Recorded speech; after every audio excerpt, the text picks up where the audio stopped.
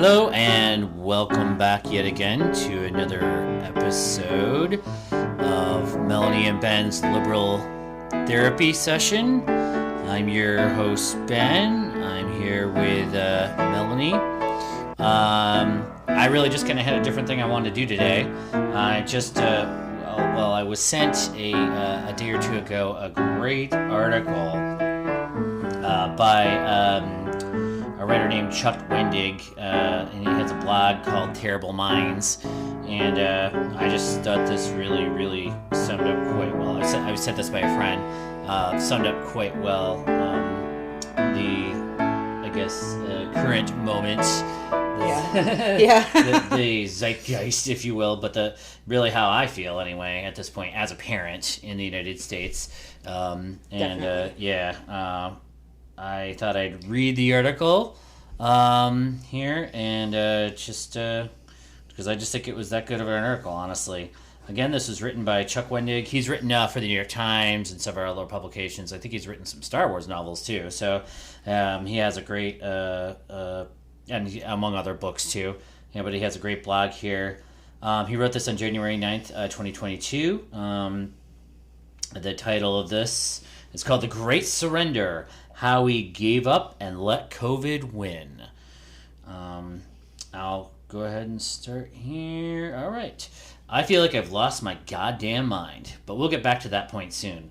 Let's start with this. Two things seem to be true at this moment in the pandemic. First, that our numbers are higher than they've ever been, in most cases not just by a hair's breadth, but often by 2, 3, even 4 times their previous peaks. Second, that we are doing less now to mitigate cases than ever before. This happened alarmingly fast. Delta took a couple months to simmer here. Omicron, the dominant variant, boiled as soon as it hit the stove. It rolled over us in a matter of weeks, not months. Hey, we flattened the curve, just in the wrong fucking direction, as our leap in cases is now a billionaire's rocket ship launching straight up and into orbit. With this new variant came the assumption that it is a milder form of the disease, and from that single assumption arrived a number of decisions. The CDC changed all its policies in a sudden, confusing barf of protection reductions, though in fairness, Carl Bergstrom notes on a Twitter thread that despite the piss-poor communication, there might be some value in these changes. The CDC's head, Rochelle Walensky, offered a correctly maligned soundbite explaining that the overwhelming number of deaths, over 75%, occurred in people who had at least 4 comorbidities. So really, these are people who are unwell to begin with. And yes, well, really encouraging news in the context of Omicron. Never mind the fact that comorbidities such as obesity, diabetes, depression are not uncommon, particularly as one enters middle age. And never mind that were they uncommon. It was not actually encouraging to be told that you are unwell and will be the ones to bear the brunt of the disease that nobody is protecting you from. The Biden administration has relied on vaccines and mandates, but not fully. They refuse, even still, to make vaccines a requirement for domestic flights. And the current business mandate is being challenged in the Supreme Court, with a not unreasonable chance for it to fail. There are supposed to be tests coming to us by mail, though I'm not sure when, and we're not even sure how well the home tests detect Omicron, particularly in its early stages. There exists little clarity on what anybody is doing, which mostly means nobody is doing anything.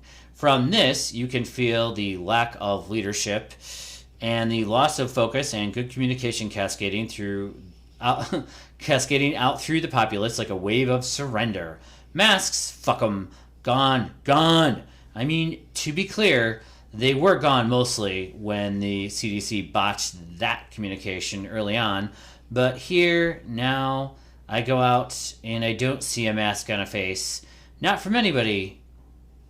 Not even as our cases are triple where they were in this country. Vaccine mandates, temporarily gone and probably full gone soon enough, with no seeming plans to introduce them. Testing, quarantine, isolation, contact tracing, can't find tests, and the CDC has changed to can't get who should get them.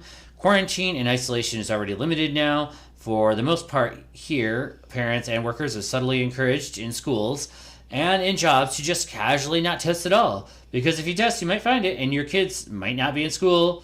The horror. And you might not get to come to do your job. Oh shit.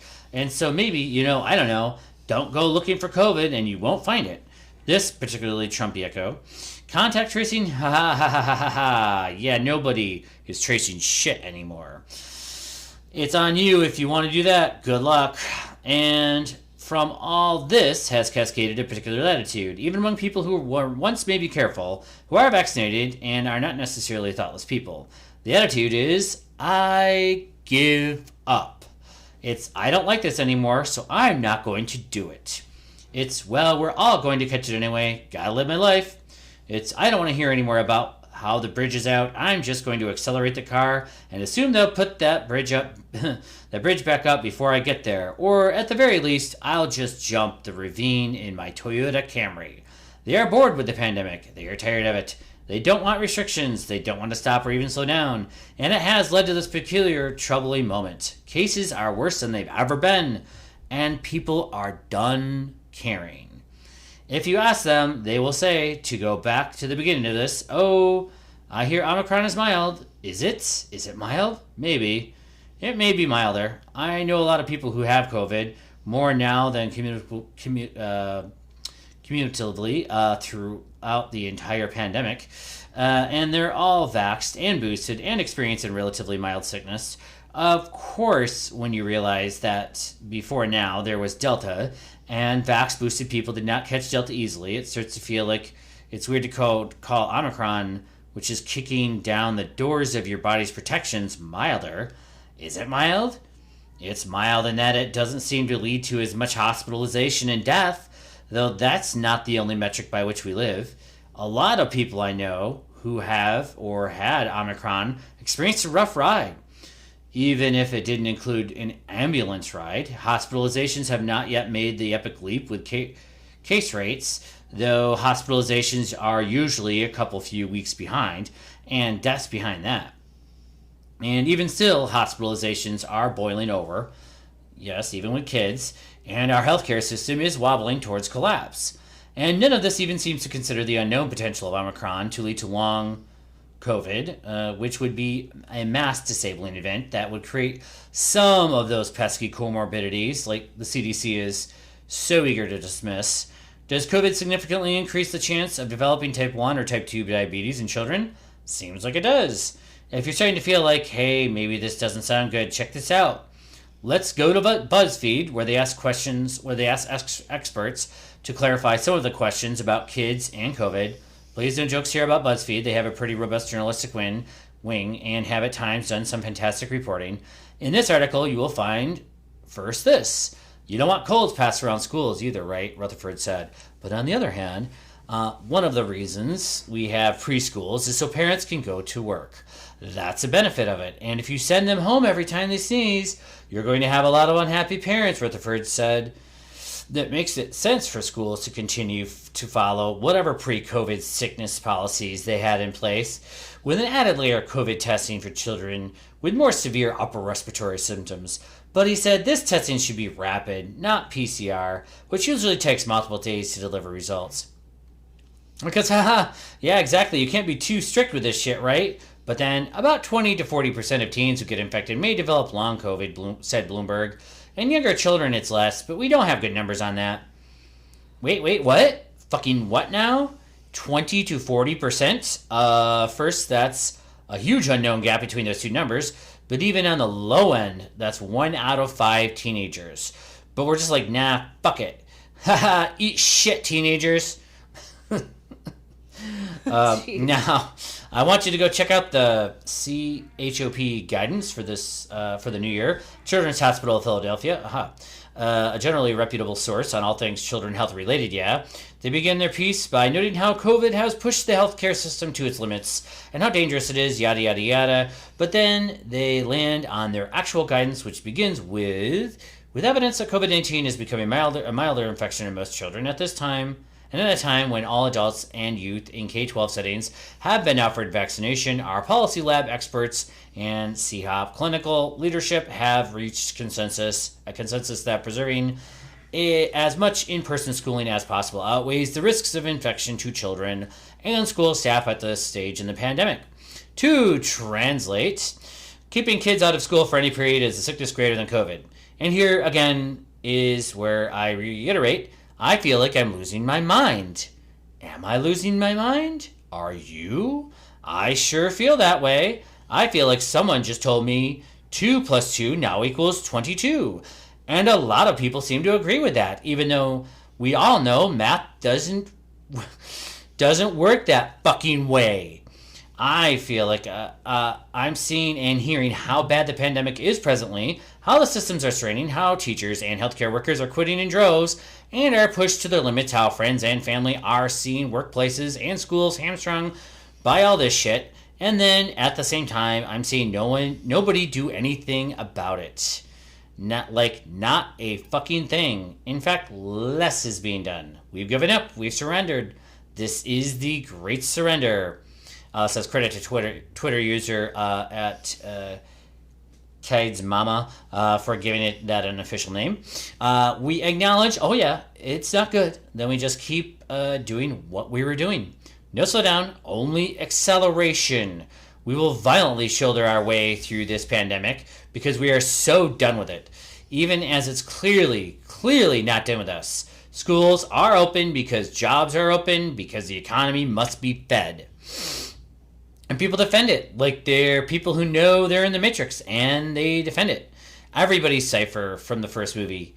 Yeah, I like the taste of steak. Fuck you. Cypher was the bald dude with the mustache who was like the villain, one of the villains, a human villain in the first movie, who did not like living in the future and wanted to pretend to live in the pretend Matrix world forever. Anyway, long COVID, fuck it. Masks, fuck it. Restrictions, lockdowns, any mitigation efforts, fuckity, fuck it all. We give up. Game over. Get COVID. Who cares? Isn't it time we all get it? Says Agent Smith as he coughs into your mouth. It feels like gaslighting, not from a single source, but in a miasma that surrounds you. It's an area of effect gaslighting. You feel like you want to say, hey, things seem really bad right now. Maybe we should give things a pause. And then you get a look like, wow, look at Mr. Loves the Pandemic over here. Check out the plague fetishist, the mask humper, the guy who really loves hurting children by suggesting they not go to a school where half their peers are out, half the teachers are out, but that's fine, it'll make them tough. It's like we're trying to John Wayne our through a global pandemic like we can bootstrap it. I mean, sure, kids are barely vaccinated, but jobs. Jobs. Gotta churn that crank. Gotta turn out the widgets. If you can't churn widgets unless your kids are in school, feed the beast. And you can't churn widgets unless your kids are in school, feed the beast. Here I recognize that yes, some kids do need to be in school, not just for education and social development, but also for food. But it's also worth recognizing that these are systemic failures in part, and punishing them by forcing them through a boiling pandemic. Pandemic comes with its own obvious deleterious consequences. It's like we're done with the finding out part and want to get back to the fucking around part, even though it's not usually supposed to go in that order. We just deflated. I don't have any great conclusion here. I only write this because I want it written somewhere that I feel like I'm losing my mind. And maybe I am. Maybe I'm the wrong one. It's just what the fuck? I'm blown away. Once we celebrated our healthcare workers and teachers. Once we tried to band together and flatten the curve, if in our limited way. But now we're just like, nah, fuck it. Nah. I mean, sure, other countries are addressing the problem. Sure, if we had just cooled our heels for 2, maybe 3 weeks, we could have taken the sharp rise and spiked that volleyball back to the ground. But this is America. We do everything bigger and better. We'll make this the biggest spike the world has ever seen. We'll never let it go. We learned to stop worrying and love the COVID. Mission accomplished. That's the banner COVID is hanging right now. It won, and we are good with that. And now imagine, just wait till climate change really gets going. Every day is a new story about how fire and snow had a baby. And a new atmospheric river is dropping a bomb cyclone of humid hell wasps on both coasts. And already, we're like, but fuck it. I'm sure it'll be fine. We'll develop a renewed patience just in time, I'm sure. Anytime. Now, anytime. As a PS, I apologize if this feels like a bummer, but I honestly feel pretty anxious not just about the pandemic, but also about our sudden acquiescence to it. I really wanted to talk about it somewhere that just wasn't Twitter. It required unpacking, so here I am unpacking. I will get back to the fun writing advicey stuff soon. Buy my books or I die. Bye. And that is the end of Chuck Wendig's The Great Surrender, How We Gave Up and Let COVID Win. I'm sorry that was very long. I just really thought it'd be great to read the whole thing on here. I just really kind of wanted to get it out there because honestly I kind of feel very similar to him at this point. Yeah, I feel that way too. Every time I have to take my kid to school, I'm like, Yep. And you see the numbers rising and no one's wearing masks anymore. It's just, everybody's pretty much said, fuck it. Yeah. And it is really terrifying how quickly that seemed to happen. Like, I agree with him there too. It's just like, give it a year or two. Everybody will just kind of get used to the crazy. Yep. Yeah, somebody said something about we got to focus on living with the pandemic now. There is no cure. It's never going to go away. We just have to live with it. Make sure we keep going to our jobs, keep the schools open so that, parents can still go make the things. No, I know. I totally agree with what he's saying there too. Apparently, like, everybody has to die on the altar of capitalism in this country. Again, he's right. It's not like this in every country. A lot of countries are prioritizing other things other than money. A lot of countries are giving people plenty of stimulus money still, and all around the world, first world countries, I'm sure mostly, but still, anyway. Yeah. He's pretty good at summing up the moment, at least from my perspective. A lot of other stuff going on right now too. Obviously, this, the anniversary of January 6th was just a few days ago here, and that was a big, huge deal. That is important, very, very important, and I want to talk about that maybe on another podcast here. But I really just wanted to kind of get this one out there, get it kind of just people aware of it, of just like what the hell is actually happening. We've talked to your niece here multiple times, right, Melanie? And she has just said, like, the hospital system in Detroit is just basically, it's on the verge, of collapse. Like, it's just a mess. And she's saying that it's not just the metro area, but it's literally straining the entire industry so much that we're going to see, like, I'm sorry, you want a surgery? We can't do that right now because we don't have any doctors left. They all quit. Basically. There's no nurses to take care of you. Sorry. Yeah. I think we're headed that way with the school systems too, because we don't want to shut down. We don't want to have the kids at home, because the parents have to go to work. But eventually, so many people are going to get sick at school. You're not going to have enough teachers to teach. We already don't have enough subs. Eventually, so many teachers are going to quit. Yeah. And I don't know what the solution is, though. I hate to just, be super, super negative, too. This is I know it's a super negative article. I think it's just important to get it out there. Like, maybe we need to be, Joe Biden, and Congress need to, be taking more proactive, or taking some action here, or at least it just feels like there's nothing happening. Yeah. Like, there's no plan. We're just like you said, John Wayne through it. We're just slugging our way through it. We're just gonna win no matter how many dead it costs, and that's just not a strategy that I embrace. That's just and as we're slogging through it, we're going to hit the hammer on everybody's heads harder. We're going to end all of the stimulus. We're going to end all of the things that were helping you. Just let a fire under people's asses. When you fall down dead, the next person can just climb over you. So we need to be proactive about this. We need to start talking about it amongst each other, and we need to actually write our representatives. Yeah. Whether they're from your party or not, they have to represent you. Tell them you want change. Tell them you want something done about it. Yeah, we might actually get some new representatives, too. I want to talk about, that's a whole nother podcast too.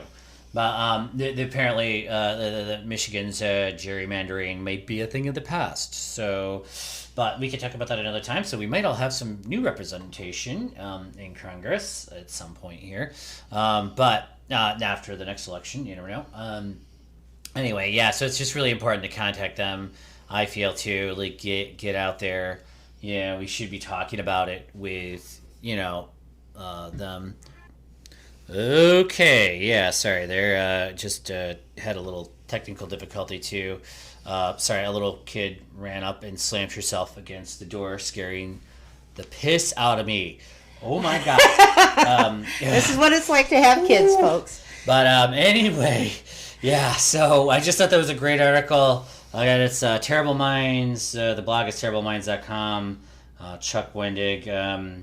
Just want to get it out there into the universe more as much as possible. So yeah, we want everybody out there to just think about what you're hearing and seeing. Yeah. So I just feel like maybe I totally think that what he's saying about like climate change is like the next big thing. COVID might be kind of a microcosm, like COVID will pass one of these days, but it could be kind of considered a microcosm, of what our society can deal with. So, but anyway, I think that about wraps it up just for this one. We just got a short one this time, and anything else you want to say? Nope. We'll be back next time with some new stories and a longer podcast next time, probably. Yeah, I really want to talk about gerrymandering. I think next time if we can. Yep. And do you have other stuff you want to talk about? Yeah, the healthcare decline. We're going to be coming up with an article from the Atlantic on It's not War just decline. I mean, stuff. there has. Well, I mean, I think that sounds negative in a way that, like, I don't know, decline. Is that how you want to put that? The healthcare decline.